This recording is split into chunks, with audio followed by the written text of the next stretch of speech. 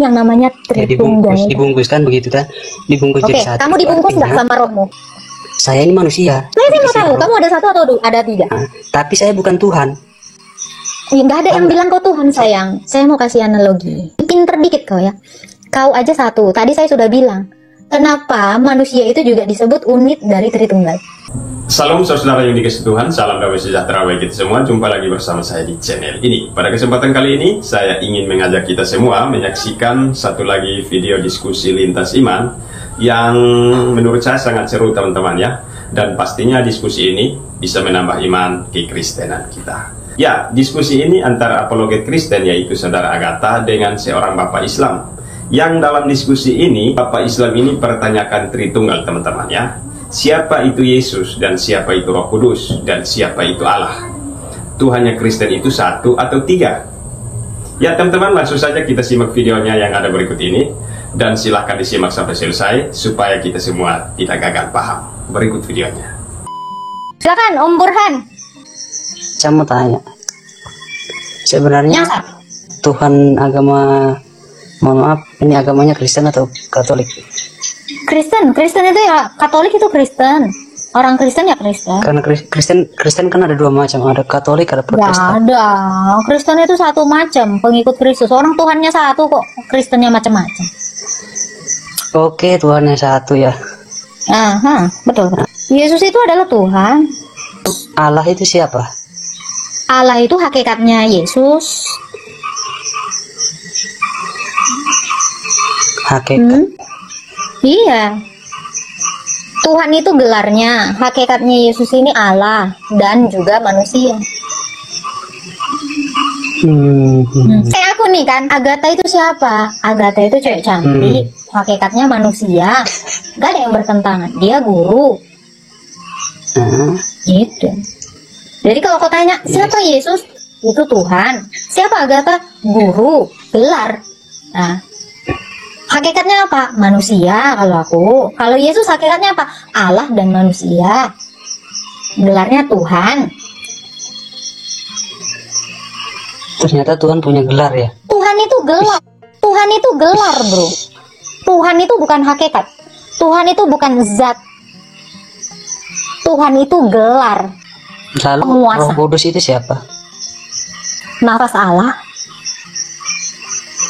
Oke. Lalu Bunda Maria? Bunda Maria itu ibu kemanusiaannya. Manusia. Bunda Maria itu ciptaannya Yesus. Lalu Tuhan kan satu, tunggal. Tunggalnya bukan kayak gini loh. Ini juga satu, tapi mati. Ini juga satu, tapi ini satu yang hidup. Karena punya nafas, punya roh, punya pikiran, makanya bisa ada suaranya. Punya wujud yang bisa kelihatan. Lah kalau ini wujud, tapi ini nggak bisa ngomong. Tapi kalau di manusia itu kan manusia. Sedangkan manusia ini bisa mati. Allahmu aja, Robmu aja menciptakan Adam menurut Ar-Rahman. Ar-Rahman itu apa? Saya nggak begitu paham. Allah. Saya tidak tahu agama. Ar-Rahman itu adalah gelar Allahmu, salah satu Asmaul Husnanya. Tidak tahukah kau bahwa Adam itu diciptakan menurut gambar Ar-Rahman? Ya kenapa manusia itu punya wujud yang kelihatan, punya roh atau nafas, punya pikiran sehingga bisa berbicara? Karena diciptakan segambar dengan Allah. Allah yang wujud, yang punya firman sehingga bisa berkata-kata, yang punya roh, yang punya nafas sehingga bisa meniupkan nafasnya kepada makhluk yang diciptakannya. Segambar. Oke, saya nggak ada kitab-kitab ini, jadi bekal untuk pertanyaan. Cuman sedikit saja yang saya ini kan. Yesus itu Tuhan, Allah itu Tuhan, ya kan? Allah itu hakikatnya. Roh Kudus juga Tuhan. Allah itu kan satu. Satunya Allah kami itu punya firman, punya roh. Lah kayak saya nih, Agatha itu apakah badannya doang? Ya enggak. Roh saya ini juga roh Agatha. Suara saya ini suaranya Agatha. Jadi ada berapa Agatha? Kalau roh itu nafas, berarti roh itu bukan yang maha besar. Roh itu adalah nafas, nafas itu adalah hidup. Makanya saya bilang satunya Tuhan kami bukan satunya yang nggak punya roh. Ini nggak punya roh, makanya nggak bisa napas ini. Allah menciptakan Adam dengan meniupkan ruhnya. Artinya Allah punya ruh, sehingga dia bisa meniupkan. Ruh itulah nafasnya. Sehingga tanah yang dibentuk tadi itu bernafas. Loh, gimana sih ente kadang-kadang? Terus menurutmu Allahmu itu mati gitu, kayak gini, satu gini? Tidak. Roh itu Hanya adalah sedikit. hidup. Kalau ada badan yang tidak ada rohnya, jadinya apa? Mayat, mati. Maka roh, nafas, itu adalah kehidupan. Kalau Allah nggak punya ruh, padahal jelas di dalam Quran dikatakan ya, telah kami tiupkan ruh kami. Berarti dia punya ruh, punya nafas loh. Kalau kau pikir Allahmu itu nggak punya nafas, sarupa dohot sauson dan punya nafas gimana? Satu, tapi nggak punya nafas, nggak gerak. Tanda-tanda makhluk itu hidup, dia bergerak, betul tidak? Sekalipun itu tumbuhan bergerak, binatang bergerak, kenapa? Karena ada hidup di dalamnya. Makanya tadi saya bilang, ini manusia, namanya Agatha, gelarnya guru. Apakah ketika saya dibilang guru saya bukan jadi Agatha? Apakah ketika saya dibilang Agatha saya tidak jadi manusia?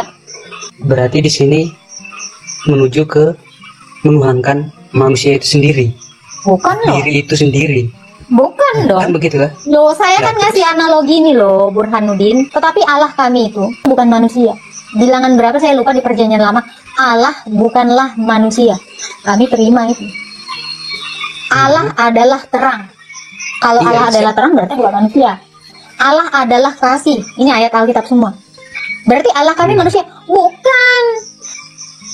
Kan makanya tadi saya bilang, Allah itu adalah hakikatnya, hakikat sesembahan kami. Allah merujuk kepada sesembahan kami. Gelarnya Tuhan. Nama kemanusiaannya Yesus. Kalau nama Allah itu sendiri tidak ada. Karena Allah itu tidak bernama. Karena Allah bukan ciptaan. Kalau Allah punya nama, pasti dia ciptaan. Karena Allah bukanlah manusia. Apakah Allah punya nama? Enggak. Makanya Yesus itu adalah kemanusiaan dari Allah kami, yaitu Sang Firman itu. Selesai.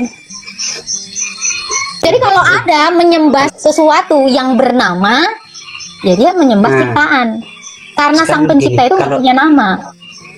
Kalau Allah itu tidak punya nama, ya dia bukan makhluk. Betul. Dia bukan makhluk dan Roh Kudus itu bukan, nafas.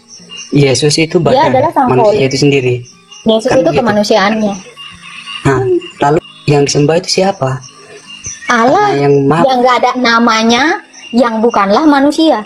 Itulah yang disebut Allah Tritunggal. Tadi Artinya satu Allah dengan tiga keberadaan. Sang Bapa, Firman-Nya, dan Roh-Nya.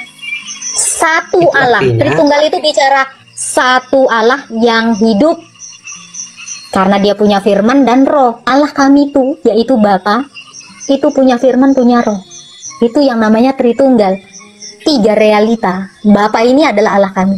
Rohnya itu ada di dalamnya. Firman itu ada di dalamnya. Satu. Ini yang namanya ya, Tritunggal. dibungkus kan begitu kan? Dibungkus Oke, jadi satu. kamu Itu dibungkus nggak artinya, sama rohmu? saya ini manusia. Saya mau Isi tahu, roh. kamu ada satu atau ada tiga? Nah, tapi saya bukan Tuhan. Ya, nggak ada yang bilang kau Tuhan, sayang. Saya mau kasih analogi. Pinter dikit kau ya. Kau aja satu. Tadi saya sudah bilang, kenapa manusia itu juga disebut unit dari Tritunggal? Karena dia diciptakan menurut gambar Allah. Kenapa kau punya wujud? Badanmu itu wujudmu yang kelihatan. Lalu di dalam badanmu itu ada roh, ada pikiran. Ya karena kamu itu mengambil rupanya, mengambil gambarnya. Gambarannya seperti apa? Yaitu Tritunggal tadi. Kamu tidak saya bilang Tuhan, saya kasih analogi kamu itu tiga, tapi dalam satu. Kamu ini saya bilang ada tiga keberadaan dalam satu. Paham nggak? Apa? Silakan. Nafas, Satu. Lalu? badan, Dua, lalu pikiran yang keluar melalui kata-katamu. Betul? Ya, terus? Ini realita, ini keberadaan. Nafas ini keberadaan, benar-benar ada. Berbeda sekali dengan pikiran atau yang suara yang kamu dengar ini. Ini juga keberadaan yang berbeda. Tubuhmu juga berbeda. Ini 3 keberadaan yang berbeda dalam satu hakikat manusia. Jadi jangan bilang kalau kamu itu kayak satu mayat. Kalau satu mayat, dia memang cuma punya badan doang. Dia tidak punya keberadaan nafas, tidak punya keberadaan suara atau pikirannya. Bedakan satu hidup dengan satu mati. Jadi Tritunggal itu apa? Satu Allah hidup. Tritunggal itu adalah satu Allah yang hidup. Makanya dia bisa berfirman. Dengan firman dia hidup karena dia punya roh. Jangan kayak gini, ini satu, nggak ngomong.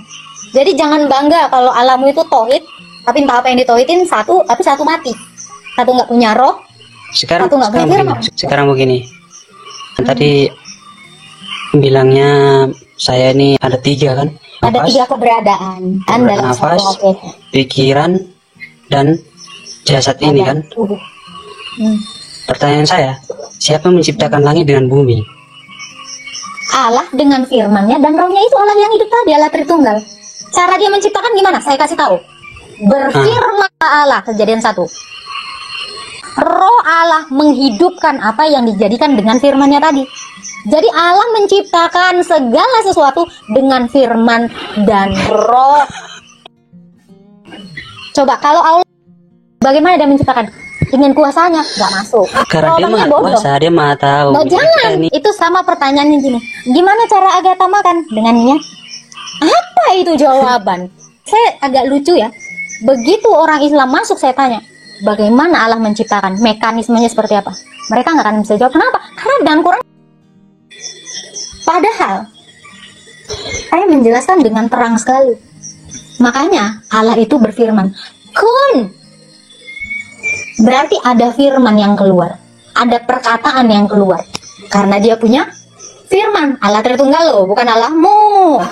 Setelah dia berkun, ya, Kejadian 1 ayat 3, roh Allah melingkupi seluruh ciptaannya ini, sehingga apa? Dia dengan berkun, dia mengatakan apa? Biarlah tanah mengeluarkan tunas. Kenapa? Karena rohnya tadi, nafas Allah tadi sudah ada di dalam tanah dan di air dan di udara, karena rohnya melingkupi. Makanya dia tinggal berfirman, biarlah udara mengeluarkan burung-burung, air mengeluarkan binatang berkeriapan, tanah mengeluarkan segala jenis tumbuhan. Kejadian 1 sampai 30 sangat jelas bagaimana cara Allah kami menciptakan. Bukan seperti Allahmu ditanyakan bagaimana cara dengan kuasa. Kalau dibilang Tuhan Tritunggal, aduh, gimana ya? Manusia pendusta, kamu aja udah saya buktikan kamu Tritunggal. Kau jangan menipu. Kau kan gak sama kayak gini. Ngomong kau, siapa kau? Kau bukan satu yang kayak benda mati ini. Please, jangan dungu. Stop dungu kalau sudah tahu kebenaran. Kalau kamu tidak sanggup menerima logika yang saya paparkan, turun aja. Kamu terlalu goblok, saya bilang.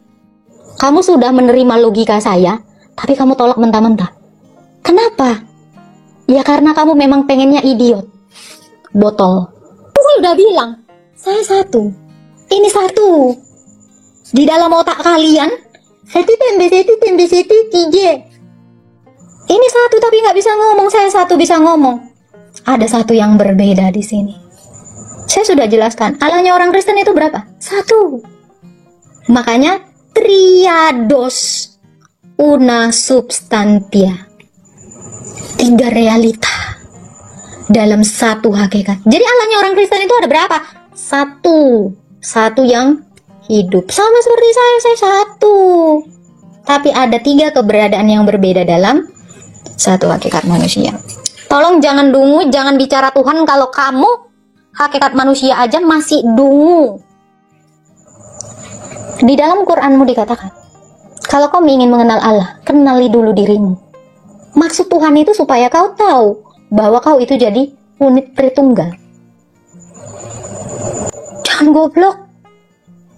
Yang saya katakan ini berdasar Mazmur 33 ayat 6, Mazmur 33 ayat 4. Dengan roh Allah, aku hidup. Dengan firman-Nya, Allah menjadikan langit dan bumi, segala tentaranya. Dalil dari perjanjian lama. Bukan ajaran Paulus, bukan ajaran Yohanes, ajaran Ayub dan Daud, ajaran Musa, Kejadian 1 ayat 1 sampai 3. Berfirman Allah menciptakan langit dan bumi. Berfirmanlah Allah. Roh Allah melayang-layang melingkupi seluruh samudra raya. Musa, Daud, Ayub, Taurat, kitab nabi-nabi dan Mazmur. Ini semua berbicara Tritunggal. Saya belum masuk ke Perjanjian Baru. Terlalu Tritunggal Alkitab saya. Jadi gimana dengan hewan Agatha? Jadi gimana dengan tumbuhan Agatha? Ingat, yang diciptakan segambar dan serupa dengan Allah hanya manusia. Saudara, Tritunggal merupakan doktrin iman Kristiani yang menegaskan bahwa Allah adalah satu substansi, namun hadir dalam tiga pribadi yang sama esensinya, kedudukannya, kuasanya, dan kemuliaannya. Tritunggal menjelaskan relasi pribadi Allah yang sangat mendalam dan sempurna. Tritunggal bukan bilangan atau angka, melainkan menjelaskan relasi pribadi Allah yang sangat mendalam dan sempurna. Tritunggal mengingatkan kita akan kasih Bapa yang dinyatakan sepenuhnya dalam diri Sang Putra. Dalam komunitas Tritunggal, ketiga pribadi saling memberi kasih secara timbal balik. Tritunggal menegaskan keterbatasan manusia dalam memahami Allah yang adalah Esa sekaligus tiga pribadi. Tritunggal bertujuan untuk meneguhkan kesatuan Allah di dalam tiga pribadi, Bapa, Putra, dan Roh Kudus. Tritunggal harus dihormati dan dimuliakan, bukan salah satu pribadi saja ya. Ya teman-teman sekalian, demikian video ini, semoga dapat menjadi berkat bagi kita semua, terutama Bapak Islam tadi ya. Kita doakan saja, semoga dia paham dan mau terima Yesus Kristus sebagai Tuhan dan Juru Selamatnya. Tuhan Yesus memberkati. Shalom.